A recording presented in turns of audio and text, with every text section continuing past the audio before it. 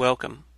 I'm Sebastian Mahfood, and you're listening to WCAT Radio, the on-air wing of En Route Books and Media, bringing you the dulcet sounds of Catholic wisdom. The Gospel of Life. I'm your host, Leticia Velasquez, and as always, we're going to start with a prayer. In the name of the Father, and of the Son, and of the Holy Spirit. Amen. O Mary, bright dawn of the new world, Mother of the living, to you do we entrust the cause of life. Look down, O Mother, upon the vast numbers of babies not allowed to be born, of the poor whose lives are made difficult, of men and women who are victims of brutal violence, of the elderly and sick killed by indifference or out of misguided mercy. Grant that all who believe in your Son may proclaim the gospel of life with honesty and love to the people of our time.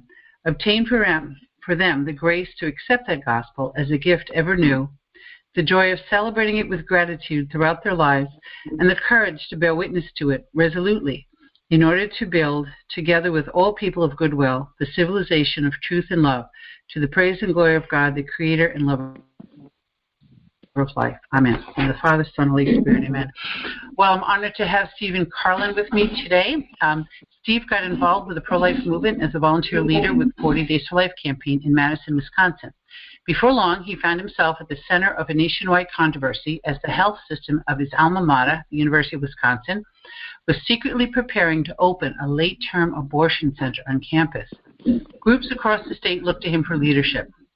After nearly a year and a half, the University of Wisconsin Hospital and Clinics abandoned its plan to open an abortion facility, citing Steve and his team as the reason for the decision. Steve now serves as the campaign director for 40 Days for Life, where he trains and assists local 40 Days for Life campaign leaders, hosts the 40 Days for Life podcast, and edits 40 Days for Life 41 magazine. He has spoken in 46 states, Washington, D.C., 4 Canadian provinces, and Mexico City. Steve lives in Madison with his wife and 4 children. Welcome, Stephen. Thank you so much for having me. A blessing to join your program today. Oh, yeah, thank you. What an amazing accomplishment in getting an abortion clinic, never opened, blocking its opening. That's just a wonderful accomplishment. What had you done before that, before being a volunteer leader with 40 Days for Life in terms of pro-life involvement? You know, I hadn't done much at all, in fact. I'm one of those guys who has always been pro-life, but for most of my life had never actually done anything about it. And that really began to change one day. I was a newlywed. I was 23 years old, living in Chicago at the time, and my wife got to work one morning and sent me a text message, and she let me know that one of her coworkers, a young woman named Angela, with whom she worked very closely on a day-to-day basis, this young woman had come into the office and shared that she was pregnant, but don't anybody worry about it. She was going to get an abortion. And so my wife was kind of shocked. She wasn't even my wife was not actually pro-life at the time. She was sort of one of these like, well, I would never have an abortion, but how am I going to tell someone else what to do with her life type of people? But I think that was the eye-opener for her. She was really sort of shocked into waking up to the issue, and so we reached out to this young woman, even as her boyfriend, her coworkers, her parents were all trying to encourage her to have an abortion. My wife reached out and offered her a tremendous amount of personal support, actually talked her into choosing life, but her doctors talked her back into an abortion. She had an abortion, was just heartbroken. And so long story short, she had the abortion. She did. We talked her into choosing life. She even picked out a name for her baby. Talked her into it, Stephen. I mean, I know that sounds naive of me, but what business is there? This was a healthy young woman, correct? She had some mental health challenges in that I can't remember whether, I think it was like bipolar or depression or anxiety. Oh, so that's what they used to convince her. Oh. She was on a particular medication for it, and they said, well, there's a danger that your baby could have birth defects. And I just thought, you know what, or birth defects or a somewhat increased risk of miscarriage. And I remember thinking, gosh, all you've done is take that risk of miscarriage and boost it up to 100%. There's a lot more wrong with the baby after the abortion than there is if there's perhaps some sort of minor disability or, you know, who knows, maybe she could have gone on a different medication. But those doctors were very, very quick to use that as the excuse to direct her toward the abortion, which to me is all the more tragic because we know that abortion wreaks havoc on a woman's mental health. It's disastrous psychologically. It causes so much more pain. And all of those side effects, all of those psychological and mental health complications are exacerbated if there's already existing mental illness on the table. So to me, it was just a gross dereliction of duty on the part of those healthcare professionals who should have been looking out for both her and her baby. They did both of them a tremendous disservice. Well, I'm not defending them, but I'm saying the medical community has done a very good job in silencing those of us who would bring attention to the fact that there are mental health issues associated with abortion. It's being called junk science, fake science. In fact, I believe that's part of the reason the March for Life was pro-science, is pro-life this year. Not just the humanity of the unborn baby, but the fact that the mother-child bond is so strong that when it's ruptured by abortion, there is a price to pay, especially, like you said, in the vulnerable. Those are already vulnerable. We're talking about suicide, self-destructive behavior, addiction, depression, all sorts of things, eating disorders that are a result of the trauma, the post-abortion trauma. But the medical community and journals have refused to acknowledge it. So Dr. Ken, in good faith, say, well, I never heard of that before. And they probably know better if they're in practice for any length of time, especially in the mental health field. That's another story. Anyway, so that got you and your wife and you interested in being actually proactive with life. That's what got me off the couch. I'd been one of those guys who sits around watching football and not really contributing a whole lot to society, I'm embarrassed to say. But that sort of got us intrigued. And so we, about 6 months after Angela had her abortion, the first ever nationally coordinated 40 Days for Life campaign was kicking off. And for any listeners who don't know what 40 Days for Life is, it's an internationally coordinated campaign that aims to end abortion locally through really three components. First of all, prayer and fasting for an end to abortion. Second of all, community outreach to really educate the public in our communities about the tragic reality of abortion. And third, I think the hallmark is an all-day, everyday prayer vigil in front of the local abortion facility or the local abortion sales or referral site.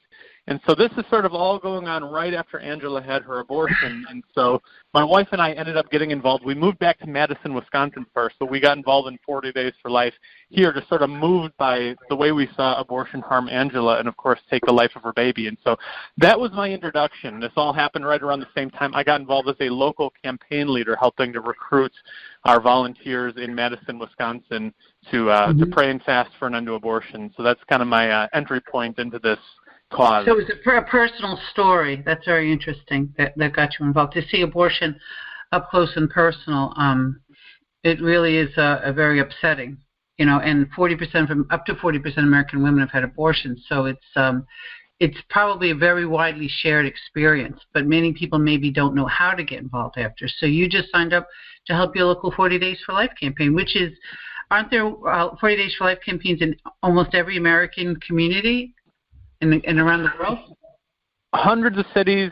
They've been in all 50 states across the United States, and we've now been in more than 50 countries worldwide. We've got a campaign coming up March 6th through April 14th, so I would encourage all of the listeners to visit 40daysforlife.com and find the closest vigil, and you can sign up and go pray for an end to abortion. But, yeah, we've got campaigns growing very rapidly in Latin America, as I mentioned, all 50 states, Western Europe, Eastern Europe. There's actually a 40 Days for Life campaign in almost every city in Croatia.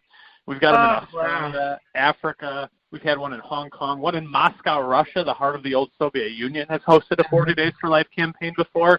And even we had one in Nepal last fall. I can't even find Nepal on a map, to be honest with you, but they've come together to pray with us. That's beautiful. That's really nice. So it's obviously something that God called David B. Wright initially, and was it David B. Wright who started it? Am I right?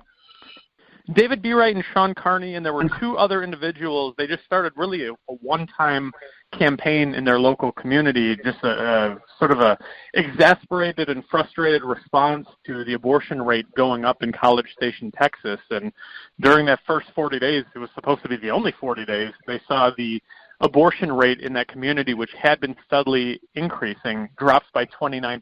And one thing led to another. They decided, you know what, we've struck something here. The Lord has really made his presence known through this concept of 40 Days for Life. And then next thing you know, Dallas, Texas, Houston, Texas start their own campaigns, Green Bay, Wisconsin, Charlotte, North Carolina, Washington State, and before you knew it, it all built up. All of this momentum led to coordinated coordinating it on a national and now international level. So you couldn't have planned it out this way. Nobody ever planned it this way. But the Lord takes small things and He does wondrous good with them. Yeah, it's really amazing. And the Lord must have seen the need for communities to come together. I mean, there definitely was a pro-life movement, but something about this movement has touched people as no other movement has, and praise God for it. And it has saved how many babies so far? I'm sure you probably know. Well, we know of more than 15,000, and I kind of have that little modifier we know of, because I think that the real number is probably much higher. Those 15,000 people ask, how do you calculate those? And it's simply the cases where perhaps a mom comes out and says, thank you for being here. Because you were here, I had the courage to go through with my pregnancy. Perhaps go over to the local pregnancy center where she saw an ultrasound and was empowered to choose life. So we know of 15,000 plus individual stories like that, those little boys and girls who are born simply because there is someone who takes 1 hour to pray at the abortion facility. But I think that the number is much higher, and the best number I can share, my favorite statistic about 40 Days for Life, is former abortion workers have reported to us that Planned Parenthood's own internal numbers suggest that when somebody is out praying in front of an abortion facility, the no-show rate for those abortion appointments, that rate can go up to as high as 75%. 3 out of every 4 babies who are scheduled to lose their life can be saved because somebody, an ordinary person, doesn't need political clout, doesn't need a great deal of experience or talent. Anybody that goes out and pray can have those prayers answered with as high as a 75% success rate in terms of saving babies. So they're hardly going to, you said those internal numbers, they're hardly going to give you credit. And in my experience, if someone leaves without having an abortion, they often have them leave by another exit. They encourage them not to talk to us. They don't want to give us encouragement in any way, shape, or form. I personally participate in many 40 Days for Life campaign, both on Long Island and Eastern Connecticut, where I live. And I know of one save that we had that we couldn't record because our director said it wasn't a definite save, but we we witnessed a turnaround. A young woman was with an older man, and they saw us out front. They started arguing. They pulled over to a separate parking lot, and he left tires screeching. And we don't know if she came back. So I don't know if we can call that a save, but there was definitely an argument about going in. And she won. So I would call that a save. So, you're right. There's plenty that we'll never know until this side of heaven. But 15,000 is nothing to sneeze at, Stephen. That's amazing. 15,000 human beings walking the earth who will have their own children and their own grandchildren. The number will do nothing but multiply of the beauty of these people's lives that are continuing on earth because you did this. How many years has 40 Days for Life been around? That first individual campaign that I mentioned was in 2004, and then in the fall of 2007, the first ever nationally coordinated campaign started. And from 2007, then we went into 2008, and since then we've had 2 campaigns a year every single year. So it continues, and there have now been a couple dozen campaigns, and the ministry, the apostolate, just continues to grow. Oh, that's really beautiful, and I'm so grateful. I'm so grateful for it because we are winning the battle against abortion. There are half as many abortions as there were in the 80s and 90s. And statistics show that it's down to where it was in 1973. So it ballooned up in the 80s and 90s and went back down. And campaigns like this in the grassroots are a large part of it. Because as you know, we have made no progress nationally. We try. And all we see are these very discouraging pieces of legislation. But we are winning the hearts and minds of women and men on the ground. Well, I think you touched on something a moment ago, which I think was very key. You mentioned, sometimes there are people who don't really know what they can do to make a difference. You said something like that. And I think that's what has made 40 Days for Life so successful in many ways is because, I kind of mentioned being lazy and on the couch and not doing anything for this cause. But I think for a lot of people, we didn't really know what to do. We could try to vote pro-life. We could try to perhaps write a check to an organization that was helping out. But in terms of actually doing something, we were kind of at a loss. And this is something that is so simple. Anybody can do it. Kids can do it. Elderly people can do it. There is nobody who can't pray. We can all be part of that effort. That's right. And I think that it's made prayer the engine that fuels everything else, whether it's success in pregnancy centers. We know there's more of it when there's people praying, whether it's political or legislative successes. We see that kind of fueled by prayer. So God is the answer, and when we turn to him, seek ye first the kingdom, and everything else will be added unto it. That's right. And he touches our hearts, and he gets us involved. So tell me a little bit about the event in Madison, how you opposed the late-term abortion facility. So I had just gotten involved as a team member of the local 40 Days for Life campaign. My wife and I weren't the leaders, but we were assisting the leader. And after that campaign ended, the leader said, you know what, I'm going to be getting married. My new husband and I are relocating to a new community. I need someone to step up and volunteer to lead next year's 40 Days for Life campaign.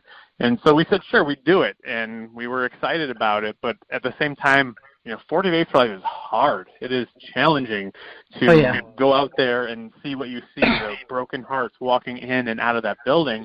And it's difficult to put in the administrative legwork to find enough volunteers for an all-day, every-day, 40-day vigil. And so I thought, what, I'm glad that we can do this next year, but I'm really glad that we're going to have a year to kind of just recuperate and take a break and get organized and circle the wagons. Right. And whenever I talk about that break that I was looking forward to, I think about that great Yiddish proverb, which I think it opens the great pro-life movie Bella, that if you want to make God laugh, tell him your plans. So I think God had to be laughing at my plan to take him. It figures it's Yiddish. Yeah, that's very that's a very homespun Jewish humor, right? Oh, that's beautiful. Yeah, right. So God's like, sure, you'll get a break when you die, when you're in heaven. Well, don't worry, you have some good company. Mother Cabrini was known to say that, and Mother Teresa also. Two tiny little powerhouses that shouldn't have been able to do anything and did tremendous things for God. So it's with him behind us, there's amazing things that we can do. All we have to do is that simple word, yes. And that's what I'm telling all my listeners. God is definitely calling you to live the culture of life somewhere in your life. If you just ask him to show you, he'll give you the next step. Don't worry about it. And if it looks like a step into the dark and into the unknown, take it anyway. Just trust him. And you'll see where it leads. Someday you'll be very grateful that you did, especially when you appear before him for your final judgment. You'll be able to say, Lord, I said yes when you asked. Yes. And so we try to say yes. And even though I was kind of looking forward to taking a break from my yes, we said yes, and I'm ready to kind of take some time to kick my feet up and perhaps get back on that couch I was talking about before. And the next month I got a phone call from an attorney, and his name was Matt Bowman, and I had no idea who this guy was, but he told me he was a pro-life attorney, and he was representing a Christian legal organization called the Alliance Defending Freedom. And he told me he was calling because he heard I was the new leader of 40 Days for Life in Madison, and he dropped the names of some mutual friends to establish his credibility. And then he dropped really what I can only describe as a bombshell on me. He told me that my alma mater, the University of Wisconsin, where I went to school, where my wife went to school, we met there, we fell in love there. I loved the University of Wisconsin. But this guy, who I had never heard from in my life before, told me that my alma mater was in the late stages of secretly preparing to open up a late-term abortion center right on campus. And this is a timely topic right now because here we are, it's 10 years later, and we've seen a lot of progress in the pro-life movement, but we've now got a very disastrous law that just was enacted in New York, which legalizes abortion all 9 months of pregnancy. We saw the attempt to do the same in places like Virginia, where the governor even on the radio admitted that infanticide would be a possible solution. We've seen abortion extremism going through the state houses in New Mexico and Vermont and a number of other states as well. So it's a shocking thing when we talk about late-term abortion, particularly on a college campus, because many people don't know. They look at, the progressives and the liberals, it's much more advanced in Europe or some of these international places. But the fact of the matter is the United States is one of only a handful of countries in the entire world that allow these late-term abortions. We're talking about countries like the U.S. You're right, and only one of them is European, the Netherlands. The other ones are countries like North Korea, China, Vietnam. It's not countries whose human rights records we want to emulate, and by any means. We like to think we're better. It's a sign that something has gone wrong. Yep. When you're following China, North Korea, Singapore, and Vietnam, you know you're in trouble. And by the way, Canada's right there with us. So yes. And yet in most states, and I did this on my last show, I did a solo show where I was going over late-term abortion statistics. The Illinois Family Institute had a great article where it talked about 31 states provide for late-term abortion. They all have a proviso for the life and health of the mother, for the health of the mother, for the mental health of the mother. But you and I both know that in most cases a doctor can sign off on that using his or her own judgment. And that can be a loophole very large. And there can be up to 20,000 late-term abortions in this country per year. It's not something we just invented by any means. Yeah, and I think there's two thoughts I really have on that. And the first is exactly what you say. There could be 10 or 20,000 a year, and you'll oftentimes see the abortion supporters say, well, it's only like 1% of abortions. And you've got to ask me, how many is too many? To me, one is too many. And the second part of it is you and I know and the listeners know that whether a baby is aborted at day 1 or week 40, there's no difference in that child's dignity in the eyes of God. That child is still created in the image and likeness of God. But what I think is so shocking and why I think the whole world is kind of looking at New York and Virginia and what America is going to do about late-term abortion right now, I think is the fact that I can understand if someone is talking about perhaps like an abortion early in the first trimester, I can see how someone who is perhaps ignorant or unaware of the details of science and philosophy and the truth of you could see those early stage babies. They might not look like what we'd consider a baby to be. There could be excusable ignorance, I suppose. Right. But here we've got these babies who are fully formed. Many of them are viable, could live outside the womb, have lived outside the womb when they've been born prematurely. To me, it's a level of depravity and brutality that there's just no justification for. And I think that's why we see the abortion industry is really overplaying its hand here. And I'm very hopeful that this is going to lead to a backlash where we are going to see increasing numbers of Americans reject abortion, not just at the end of pregnancy, but through the entire process. It might be as what we like to call a teachable moment, that people that are on the couch, people that like to think like your wife, well, I wouldn't do it, but I don't want to borrow it for anyone else, suddenly realize that it's a human being's life at stake. And if it helps them to understand because a baby is viable and large and very, very human looking, fine. But you're right. Morally, there's absolutely no difference. A tiny, a few cells, a few seconds after conception, than that fully formed infant. But of course, our hearts, we're human beings. Our hearts go out towards those babies that could live outside the womb. And for some reason, in many cases, the mother has to deliver the baby as if she were giving birth. She is giving birth. Why not just give the baby up for adoption? Why do you have to make sure that child is destroyed? I can't understand it. I really can't get my mind around that. It shows that we've really slipped into a sort of neo-paganism, because really, as abhorrent as killing children is to you or me or to the listeners, it's been the norm throughout history. Child sacrifice, infant sacrifice, exposure in the Roman Empire. This is common, and it is Jesus Christ who really turned society against that sort of behavior. And now we, in many cases on a cultural and societal level, have rejected the Lord, and those old, ancient, brutal practices are coming back. So we've got to be that faithful remnant that tries to reclaim this land for our Lord. Well, we're certainly a post-Christian culture. There's no doubt about that. But we still like to think of ourselves as more advanced than the Aztecs who did human sacrifice, or the Romans. If a father decided he didn't want a child, they let the child out for wild beasts to devour. It's in India, if a baby girl is born, they'll put salt in her mouth and she'll choke to death at birth. But there's also a great deal of sex selection abortion there. It's happening everywhere, and it's happening in the richest country in the history of the world. The country could well afford to help. Like my daughter with Down syndrome, there's wonderful resources out there to make our lives easier. There's even parents that would adopt her if I had decided not to raise her. There's so much to offer a mother in a crisis that she doesn't have to make that awful choice, because it is a choice she will regret in one way or another for the rest of her life. As a mother who's lost 3 to miscarriage, I can tell you my body remembers, my soul remembers those dates that those children left this earth. And I'll be depressed that day and suddenly look at the calendar and go, oh, yeah, that's the day I lost Theodore or Simon. My beautiful Dolores, I've named all my children and put them in the hand of the Lord, but my body still carries cells from these children. and will forever, for my entire life. They will always be part of me. So, if you're pregnant now and you're in crisis, remember that there's so many alternatives out there for you. 40 Days for Life is there to offer a hand to you to find that, right? Many of the sidewalk prayers have been instrumental in referring women to pregnancy centers. Am I right, Stephen? Yes, that is one of the main ways that babies are saved, because there's sidewalk counselors and there's pregnancy resource centers, and you put the two of them together and you see life saved all the time. We've seen that here in Madison. I think we're seeing a life saved on average every week or so throughout the course of the entire year, rain, shine, or snow.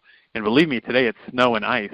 But people still go out, and that is a powerful sign to people, because you see a lot of these sort of stereotypes or caricatures of pro-lifers that they say we're pro-birth, we quit caring about the babies and the moms after birth.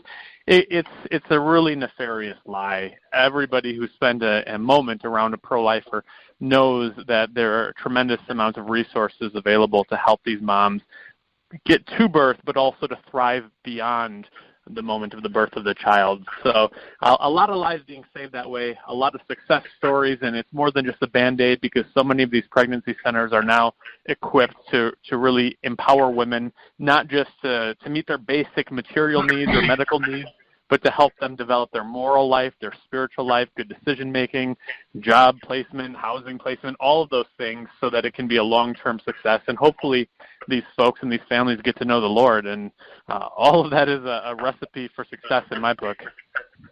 That's right. In the pregnancy center I ran in Hartford, we would help the woman for up to 2 years after the baby was born with all of those things. We had monthly seminars from everything from financial planning to marriage to cooking. Nutritious cooking, and how to find social services in your area, job placement. We referred them for addiction counseling, GED, to local churches for all kinds of services, housing services. We helped them find housing. We paid for housing. So, and of course, daycare. Daycare was always a big need. So, yes, we tried to feed every need, and sometimes the mothers would come back with another crisis pregnancy. So we'd end up giving their older siblings clothing. Whatever we got, we passed on. So we were constantly a virtual hub in the community of assistance, and the abortion clinic next door to us, which existed for 3 years, killing 200 babies a week, closed for lack of business. And that's our goal. That abortion becomes unthinkable, isn't it?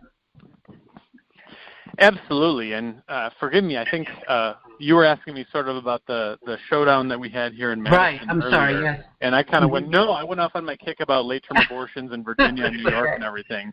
But I wanted to be respectful here and actually answer your question. Sure. This guy let me know about it, and he said this plan to do the abortions on campus was being kept secret, but he and his organization, within a week, were going to blow the lid off of it by making a major public announcement. And he asked me if, for my part as the new 40 Days for Life guy in Madison, within a day or two of his announcement, would we rally volunteers to go pray in front of that facility and sort of do a public prayerful demonstration. So he said yes, but ultimately I was kind of worried about it, because we're talking a work day, a school day, a location where there was next to no parking, and it just happened to be the second week of January here in Wisconsin. So the wind chill dropped way below zero, and I thought, I'm going to be out there on the sidewalk on my own, all alone. But our Lord is a lot more faithful and powerful than I am. We had hundreds of people up and down the street, both sides of the street, singing, praying, praising God. Yeah, the newspapers were out. Statewide radio was out. Television crews were out. So it turned out to be really sort of a turning point in many senses, where we got off to a very good victory in the court of public relations, the court of public opinion. And it took us a year and a half, but we continued to go out. We ended up a month after that first little event, we had a rally, and this time it wasn't just sort of a little demonstration, but we had thousands of people converge upon Madison for what I was later told was the biggest pro-life event our state had seen in about a quarter century. And wow. One thing led to another. I mean, there's a lot that happened in here, but over the course of a year and a half, they never did a single abortion, and after a year and a half, they pulled the plug on that plan. And you had mentioned earlier that they never like to encourage us. The abortion industry never likes to let us know that we're succeeding and successful, that what we do works. But they do so in a lot of backhanded ways. They do so in a lot of indirect ways where they just can't help themselves, because when they canceled this plan, they told the media that it was because we were out there and they couldn't guarantee or protect the safety of their staff or of their patients. And you and I know that's silly. So it was sort of a criticism and a mild accusation of violence, which of course is totally unfounded. That doesn't bother them to make unfounded allegations. Trust me, I know. I operated a pregnancy center next to an abortion clinic. They accused me of lots of things. But, of course, nothing ever stuck. But it is scary to put yourself out there for criticism. Yeah, but it was really, we were all annoyed that they made that criticism, that they suggested, we're talking homeschooling moms, we're talking working dads, we're talking about, old ladies praying the rosary, some real extremists. Scary characters. Nobody was a threat whatsoever, but I was glad that they said it that way because they admitted that it was because of our presence out there. They may have phrased it differently or characterized their presence differently than I would have or than any impartial observer would have, but they admitted in their own way that because there were people out there praying, they decided to bail on this plan. So I was very thrilled about that. That's fantastic, and a real testament to the community of Madison. Good for you. Before you and I, we discussed how that's a very liberal area, and sometimes where it's very dark, the brightness is needed. The light of Christ is needed all the more, and it comes in more intensity.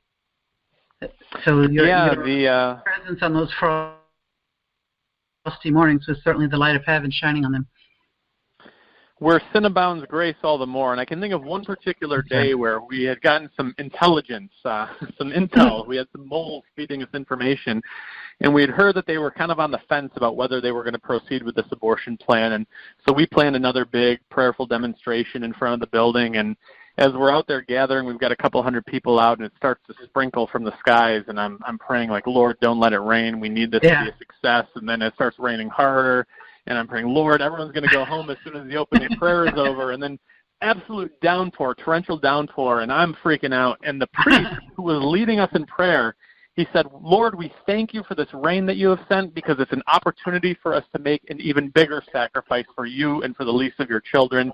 Good point. And, we had people out there all day. Nobody went home. Everyone stayed. They prayed. They witnessed. And in many ways, I think that was a turning point because we see bad weather is very effective for our side, because if we were just out there because if we were waging that war on women that the politicians talk about, or if we were misogynist, anti-woman, all those things that they like to say about we were just a front for a political movement, we wouldn't stand out there in the rain. Nobody would. I think it shows that there's nothing less than the love of Jesus Christ that's going to go out there and get wet and get cold and be in the wind and all those sorts of things.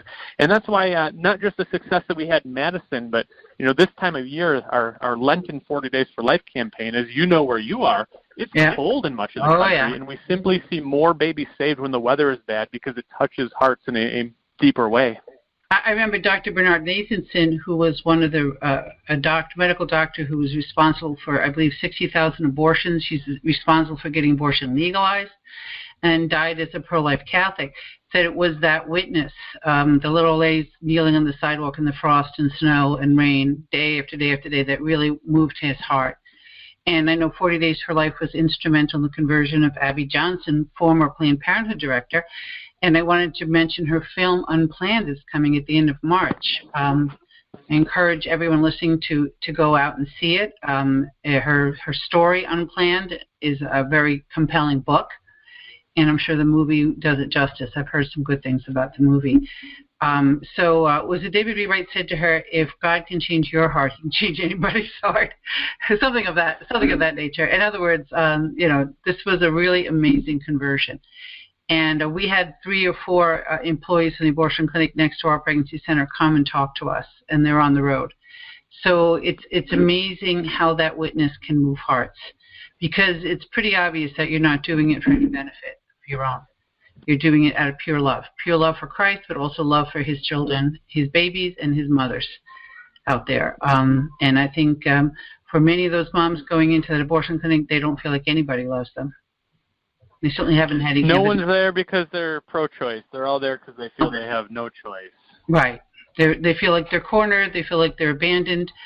And if you're there in a loving manner, you might actually strike up a conversation with them and to let them know you love them, and to prove it by walking them down to the local pregnancy center or just having a conversation with them, a cup of coffee. It's amazing. The stories I'm hearing from some of the people I interview on this radio show, how many hearts can be changed on the sidewalk. You think there's no point to it, but there's certainly a lot going on, especially when the Spirit is with you and you're praying.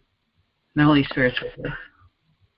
I would really encourage everyone to take that advice of yours and see Unplanned. I had the chance to screen it a couple months ago, and it's not just a good pro-life film. It's not just a good Christian film. It's a good movie. This is for people who are in any walk of life or any position that they have on abortion. Everybody needs to see this. It's a good movie. It's a powerful movie. It's an entertaining movie. It's not for children, so I guess I have to qualify my everybody should see it. Well, it depicts the violence of abortion in a powerful way. So would you say late teens or mid-teens and up, high school and up? Anytime we're talking about anyone under 18, I like to defer to the parents who are going to know their children the best. But it's, I've got an 11-year-old and I'm not going to take him. So probably, you have to know your kids. Some kids are ready for it. Same thing with The Passion. I had a 14-year-old and I was debating. Depending on which kid it is. Some kids could take it and some can't. You know your own kids. You're right. The parents know their own kids. But I think about the typical kid and the level of violence in Hollywood now, and I say they've seen a lot worse. Of course, this is true. It's not some Hollywood computer graphics, but it still is something that teenagers need to be made aware of, because a lot of their peers will be involved in abortion or considering. Yeah, it's powerful. It's tastefully done. I think it does justice to the victims of abortion, both the moms and the babies. But I want to encourage everyone to see it, because this is one of those things where we see Hollywood is not going to get behind this movie. This is going to be a movie that's going to have to be driven by the grassroots, and that means the opening weekend is everything. If you don't have a strong opening weekend, there might not be a week two. And we saw that happen in the Gosnell movie, which was fantastic. Was very quickly out of theaters because they just didn't have the turnout that they needed to keep it in theaters the first weekend. On the other hand, movies like The Passion, which you referenced, or like God's Not Dead, which has the same producers as the Unplanned film, they did have tremendous first weekends, and that meant more screens, it meant more viewers, it meant more of a secular audience, and it meant more of an opportunity to get this message out to the public. So we're really rallying everyone. Go get tickets. Go buy out a theater when it comes out this spring. Right now it's slated for March 29th. But go see it. If you have the money, buy out a theater and give away the tickets to your church group. That's right. That's a good way to donate to pro-life cause. By the way, the Gosnell movie is making up lost ground on the DVDs, I understand. They were the number one selling DVD at Amazon. Oh, good. So I did not know that. That's feeling wonderful that to hear. A lot of people were afraid it would be graphic. It wasn't. And when they heard it wasn't, then they say, okay, I'll get the DVD. But they maybe might have been afraid to be in the theater and to see what they heard that Gosnell did. But the movie didn't show it. And does Unplanned show any abortions, actual abortions? They show two. They show a surgical abortion. They also show what the process of a chemical abortion is like, the RU486 abortion, which I think is important because Planned Parenthood markets it almost as though it's a natural thing, that, you just have like a miscarriage. You mentioned you've had 3 miscarriages. My wife has had 2. I can't imagine anybody using miscarriage as a marketing sales point. But nevertheless, I would definitely never consider it mild, but I've heard it's even worse. Miscarriage is dreadful. It's traumatic, and knowing that you caused it must be even worse. And being told that it was nothing, and then having something much worse happen to you while you're alone and bleeding, and virtually no medical follow-up, it's awful. The women who have been through it describe it as terrible, and it's 40% of abortions.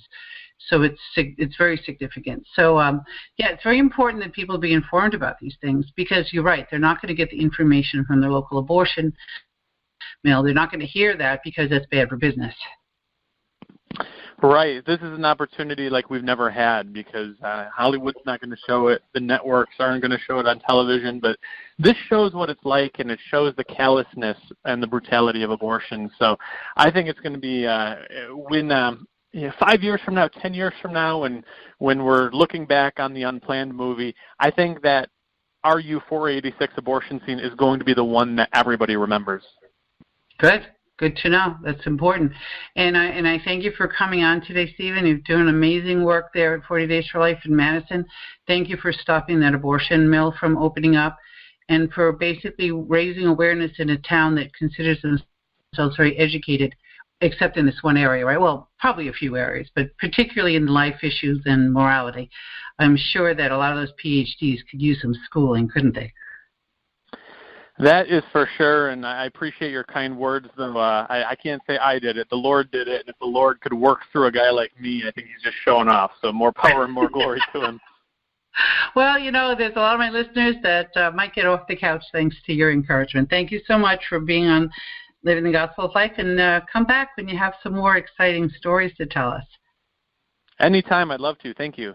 All right, it's been a pleasure.